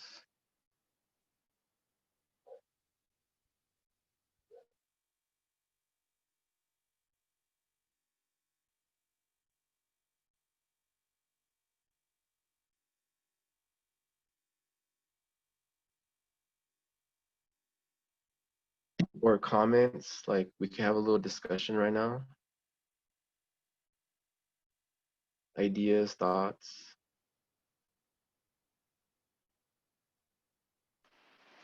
I have a thought and kind of like an idea at the same time.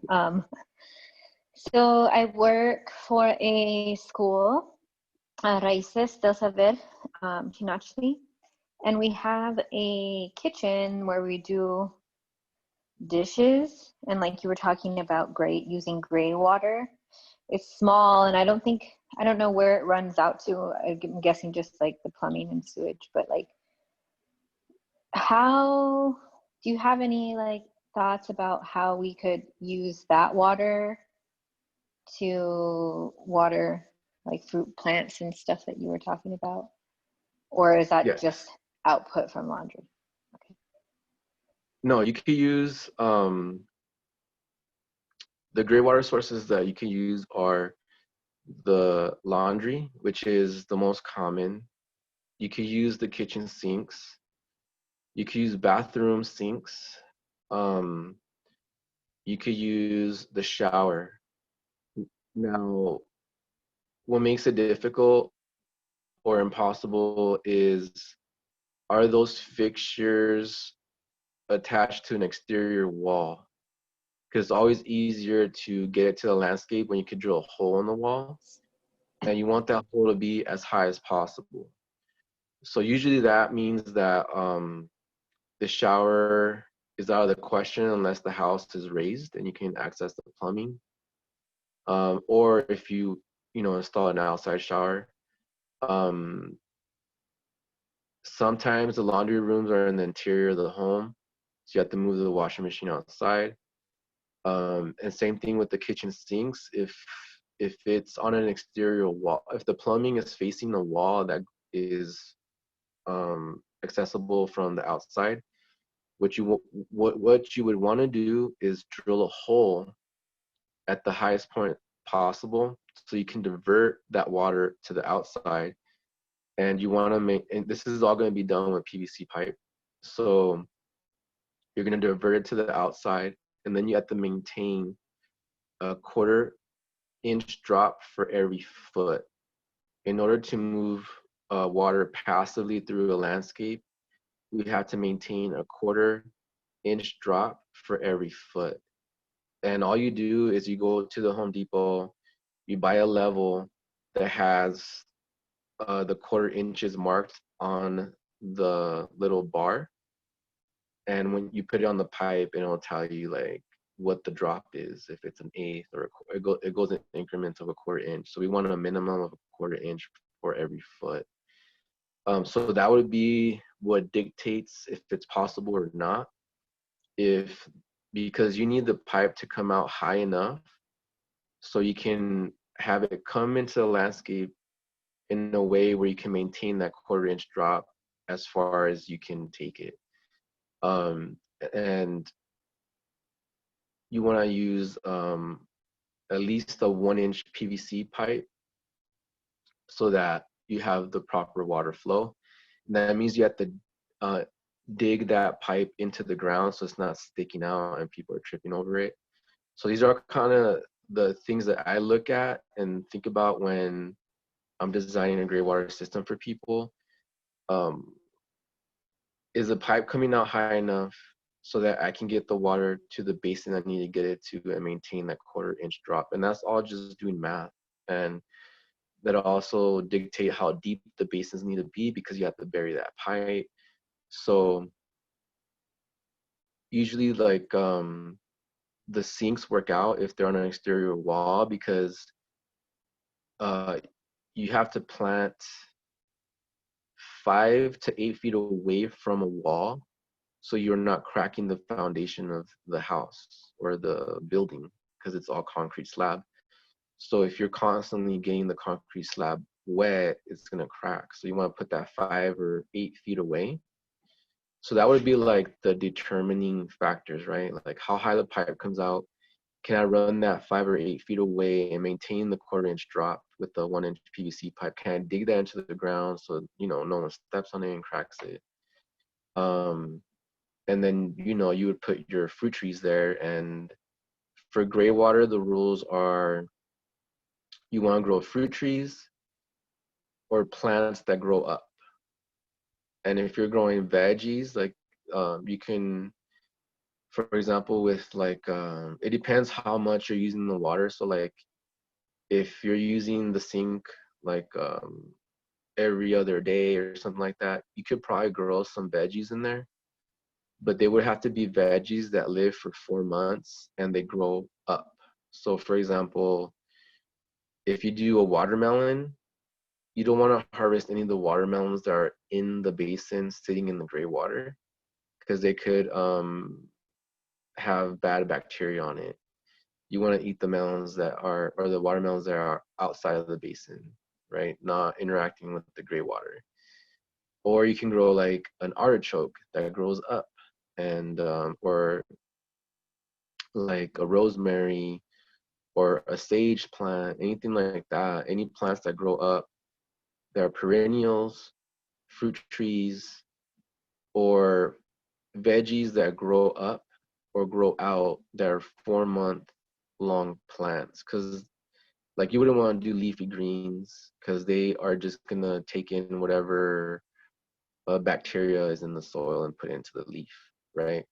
So we want to go with like perennial herbs and long season plants that are better like at filtering out things.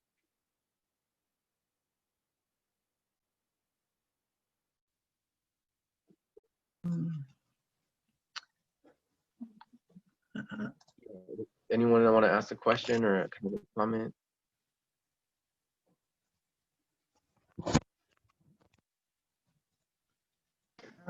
What about what about applying some of these principles to indoor planting, growing indoor plants? Yeah, so there's a couple ways you can do that. Like you could have your garden indoors year round and not even do any veggie gardening outside.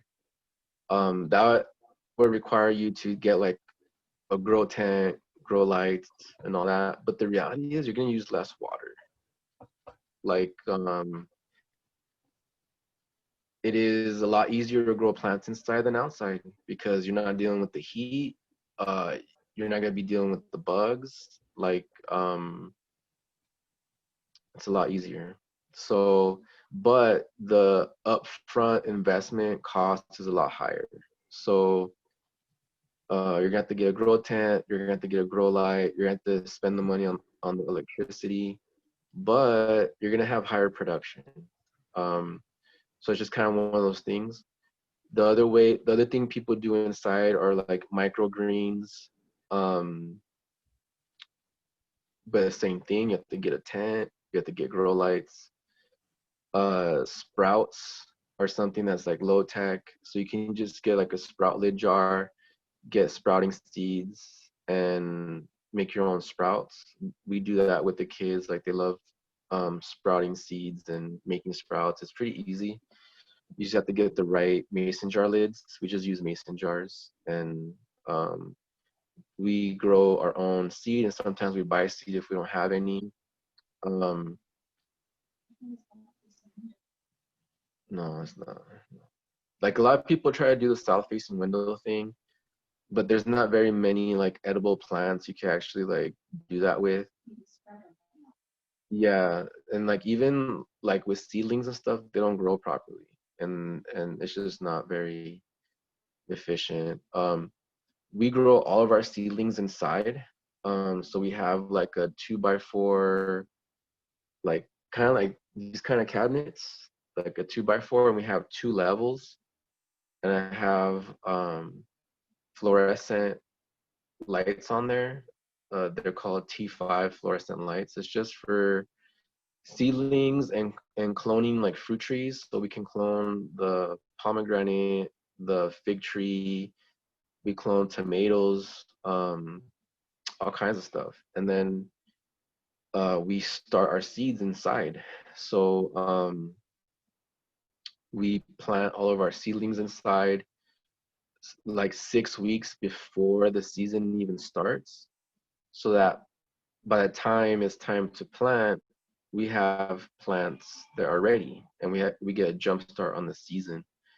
We're definitely doing like higher production veggie gardening here, so it makes sense for us to do that because we just get a higher yield on everything. For example, this past summer, we grew our own pumpkin, butternut, eggplant, tomato seedlings. We got them all planted on time, and like, I mean, we still have like pumpkins everywhere. We did really good. We grew hundreds of pounds of food just by planting on time, having the seedlings ready when they needed to be ready. We got a bunch of pomegranates and figs. So what I'm gonna say with the inside gardening is that it's expensive to get into to start, but it's just how you like think about it. Like I started out with one light that cost me $150, and that was like over 10 years ago now. I'm still using the same light. I just have to switch out the bulbs. And I'm able to grow thousands of seedlings, and I sell the seedlings too. Like I grow rare chita bean varieties, and I sell them locally. And it's just some way, you know, that's how I make some money here and there. So it pays for itself pretty much. But I wouldn't discourage anyone from doing like a grow tent with veggies because that's very effective. And it's actually easier than having a garden outside because it's going to use less water. And you're going to either buy soil or you're going to make your own potting soil, and it's going to have way more food and good, like this could all be done organic, right? Like you buy like a really good soil, or you make your own soil, and you can grow a lot of food inside. Like we're talking like half a pound to a pound every 1 to 2 months if we're growing like leafy greens and stuff like that. Or like I've grown beets under the fluorescent lights, and we've grown carrots, we've grown microgreens. We switch it up when we don't need to grow seedlings. Sunlight inside. That's more for like house plants. Like veggies need light. They need a lot of light, like a lot of light, especially for like anything substantial. Yeah, anything flowering for sure, you need tons of light. Like you need to grow light. Even for like leafy greens and stuff, you're just gonna have a very tiny plant, and it's gonna get buggy. Because the thing with plants is they send out chemical signals to nature if they're not thriving, because if they're not thriving, they want to kill themselves to not make seed. And that's just like how plants work. That's just how they are. So I don't really think it's worth it, because you're just not gonna have a happy plant. And this, like, sunlight from windows is good for like house plants that are not edible. They're just helping you filter out the air in your house. Like that's fine. Like that'll do fine. But if we're talking about anything that's edible that we're actually trying to grow, it's gonna need a good amount of light. Even for like microgreens, the only thing that doesn't need light like that are the sprouts. And you could just do that like in a cabinet, on the counter, anywhere. But anything that needs light, it's gonna need a tent. It's gonna need an actual light. I mean, I wouldn't grow peppers with the fluorescent lights. I would invest in a cheaper LED. Like okay, so there's 2 lights you can go with to grow actual plants. You can go with a 315 watt ceramic metal halide, You can get a whole setup, like tent and everything, for like $250. Like $300, you can get a legit light, a legit tent, a legit fan. You're good, you know, boom, you're going. And that would be a ceramic metal halide lamp, and that can grow anything. You can pretty much spend around the same amount of money and get a cheaper LED that will save you money on the electricity, but you're not going to get the poundage that you would get from a CMH light, because this just has it puts out more light. So when you're growing indoors, it's always that thing. Like, for example, there are tons of people that grow chiles inside year round, because they're like crazy about their chiles, you know, and like they'll grow like ghost peppers and all these very special type chiles year round. And they're using good lights. They're using lights that you would use to like grow cannabis or something like that, because that's the relationship they have with that plant. You know, they want to get a good yield on their peppers, and they want to can them, they want to eat them, they want to powder them and make their own hot sauces and whatever. So They're willing to do that. yeah, they're willing to do that. And other things that you can grow inside that wouldn't require lights and stuff would be mushrooms. So you could, same setup. You need a grow tent. You can buy the spawn from all kinds of people, and then you can set up your grow tent to fruit them out. So you would need a humidifier. You would need a simple like shop light on a timer, because the mushrooms only need the light so they know in which direction they're growing in. It's not for them to actually grow. So they just need some kind of light. It doesn't have to be anything crazy. So mushrooms are definitely like the cheaper option for growing inside and growing something substantial. And you could grow the mushrooms like on a counter or two and stuff like that, but you couldn't grow a lot of them that way. But like you can buy like a bag, like a plastic bag of substrate that's already been colonized by like a reishi mushroom or oyster mushroom, shiitake. They sell all kinds of stuff. And then you just set down a counter, you put a plastic bag over it that you missed, and it'll start fruiting. And you can have a couple of those set up around the house without a grow tent. But if you get like a little 2x2 grow tent, you could be harvesting like 3 to 5 pounds every month out of that thing, and be eating really good, you know, dehydrating medicinal mushrooms, dehydrating edible mushrooms. Yeah, eating healthy. So we definitely grow inside. We grow seedlings, and we're about to start doing the mushroom thing too.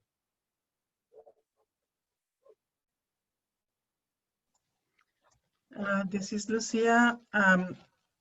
If there's any other comment, I would like to thank Zotero and Jessica for your time, your precious time and knowledge. I mean, you share with our community, with your community.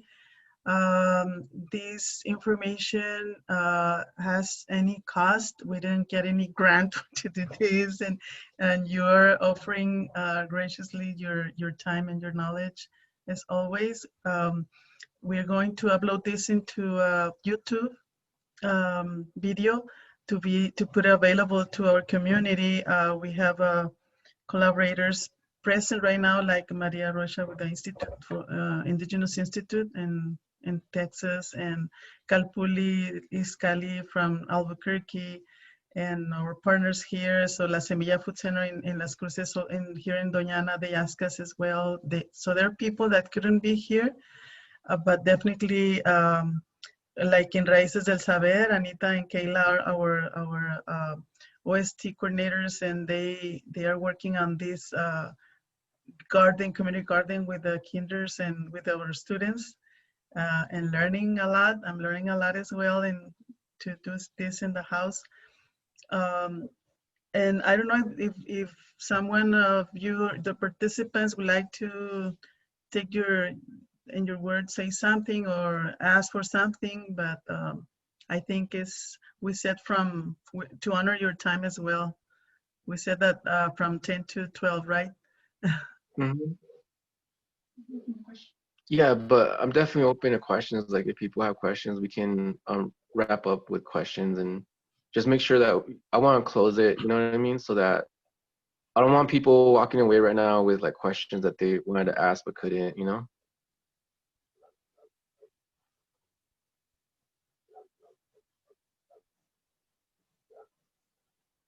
And you would share your document, right?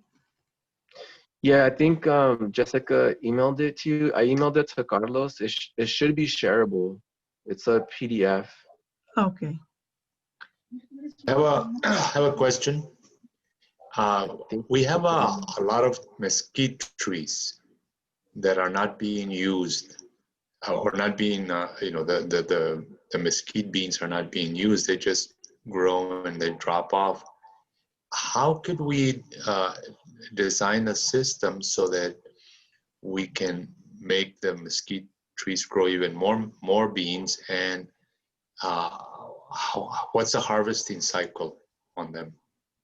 Okay, so you have to do the rainwater harvesting, however it can be done.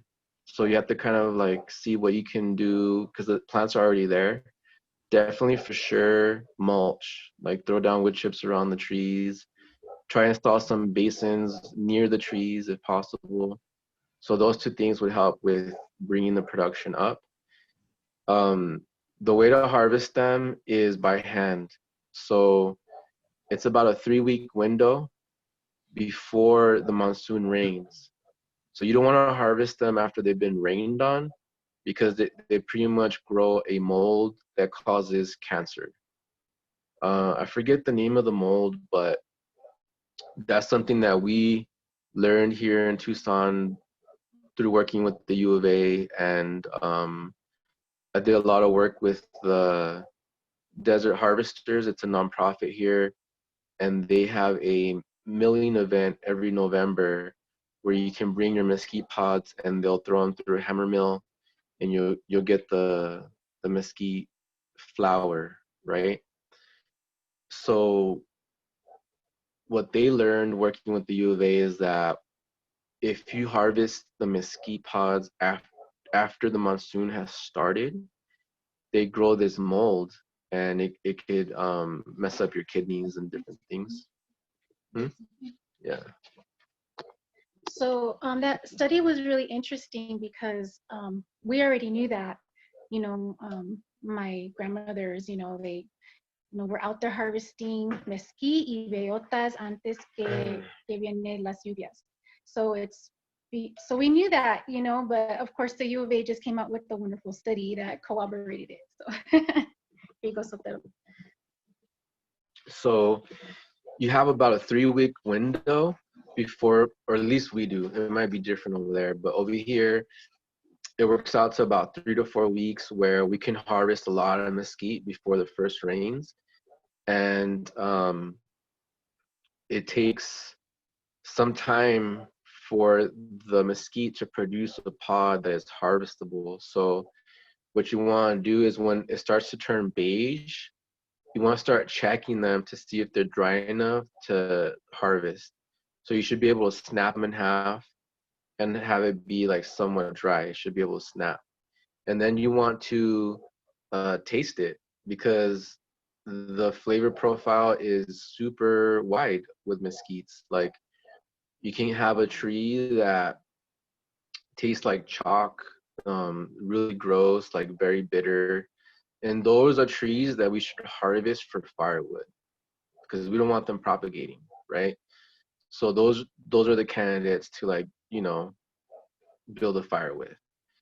And then the ones that are, some of them taste like tamarindo, some of them taste like apples, some of them have like a very smoky flavor.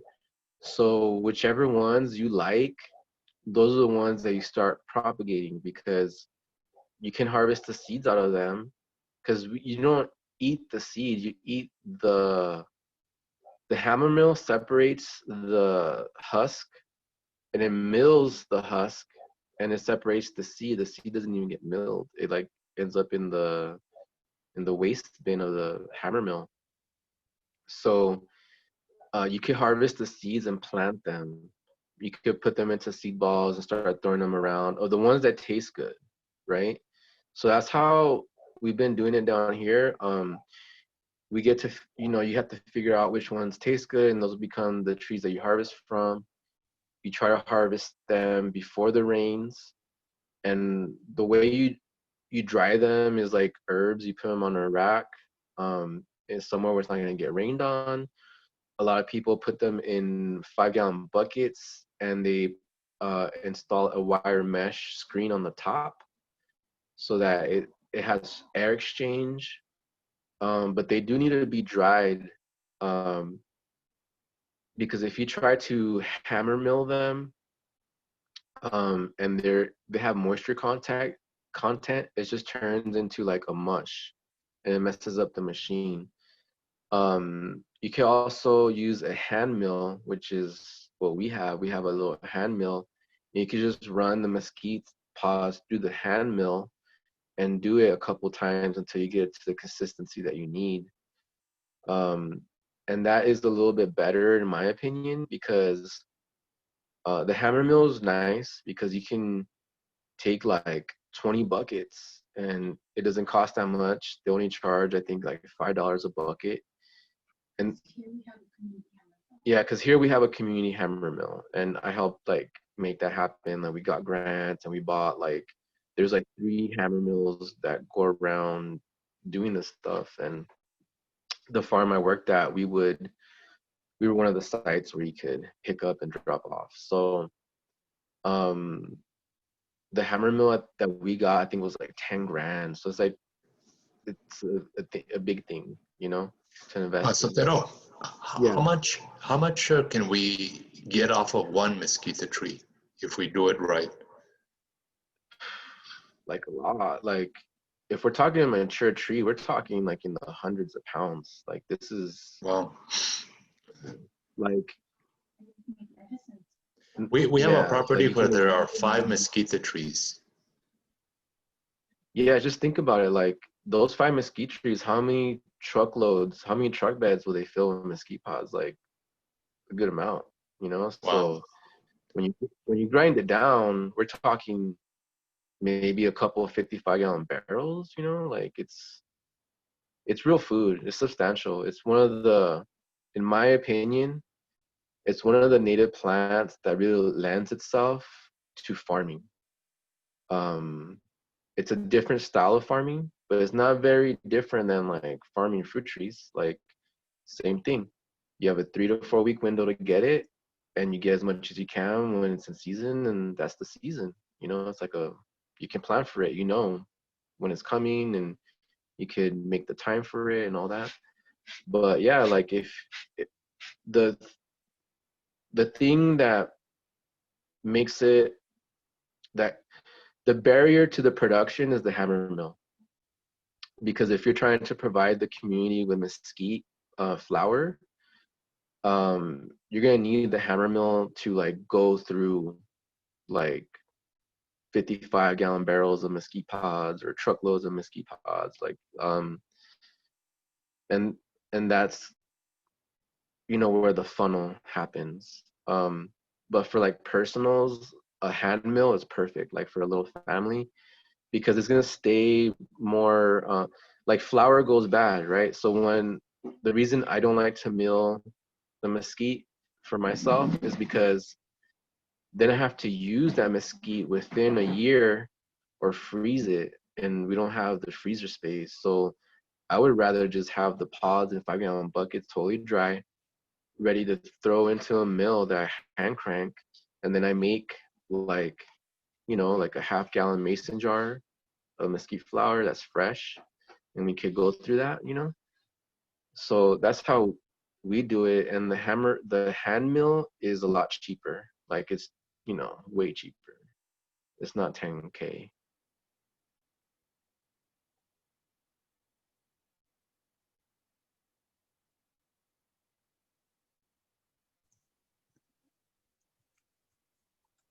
Hello? Yes. Oh, okay. I just wanted to say I don't have a question in reference to the Mesquite, but I made another meeting at 12:15 because I really wanted to sit through this. So I'm gonna have to leave. I got 2 minutes, but I wanted to thank you both so much I learned so much with this, and especially because I'm dealing with chickens. I just got them this spring as babies, and right now actually we're trying to finish up. It's a bigger chicken. It's 8 by 10, a whole coop, and so that was very helpful. And I knew the south, so it does face that way, but all the other stuff, it was so informative, because yeah, so I can I knew that I could use a chicken poop, and I knew but I didn't know how to do that. So it's great, that information was great. I just had one question. I don't know if we can answer right now real quick, but now I'm having problems with critters. The chicken, they want to eat the chicken, the feed and stuff like that. And so maybe I can get with you later about answering that question, how to help me do that, or how I have done some research about growing like mints, around it and stuff like that. And I'm seeing how you showed, gave the example of the growing, where to grow stuff. And so I'm going to take all of that into consideration too, but I probably will need your help. But thank you so much again for all your information and your time. And also the Calpuli and El Paso también, gracias, for the invitation. And just keep us on your email list. And I think earlier I saw a couple of our members that were on here. They kind of went off already, but yes, it's very helpful with more time, because I just sent it out when I got the Zoom yesterday. So with more time, I know that there are more people who would be really interested in learning more about permaculture and the interrelatedness of how we can do all of that and live and survive. Gracias. Entonces, Yeah. Just to answer your question real quick. Okay.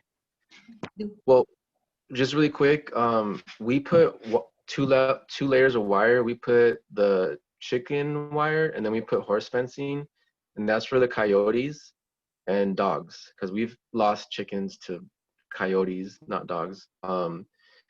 You can dig the wire 1 foot down and put a cement thing that you install the chicken wire into, if they're trying to dig under. And I've had to do that in rural areas where I've worked on farms, because there's bobcats and stuff like that. And I don't really like doing that if I don't have to, because it's a lot of labor, but if you have to, you have to.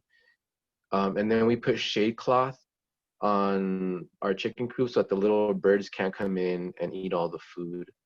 So that's kind of how we did it. Yeah.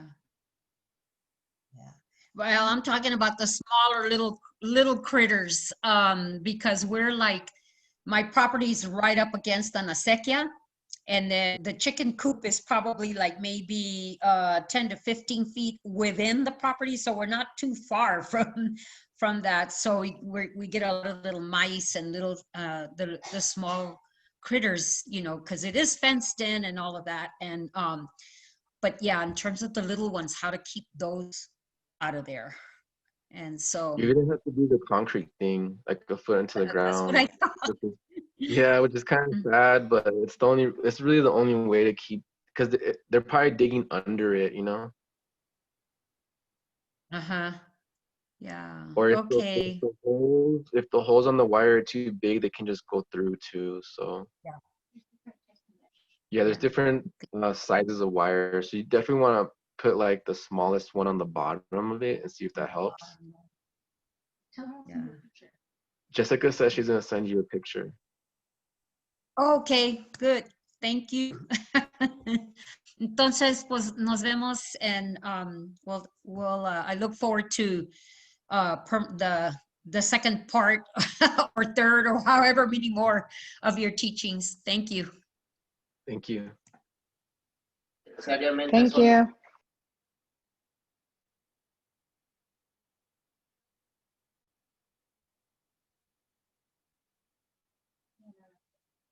Yeah, is there any other questions or comments? Apparently we're done. We will be in contact. We will send by emails again, the same way we approach to everybody, and send the link once it's ready to the YouTube as well. And make sure that, so my email is thesonorandesertgrower@gmail.com. If I have a workshop packet for all my workshops. So there's a packet, the one that we were showing throughout the session. So if you want to get that, just email me, and I can add you to the document. And the next trainings that we're going to do are going to be on how to build soil.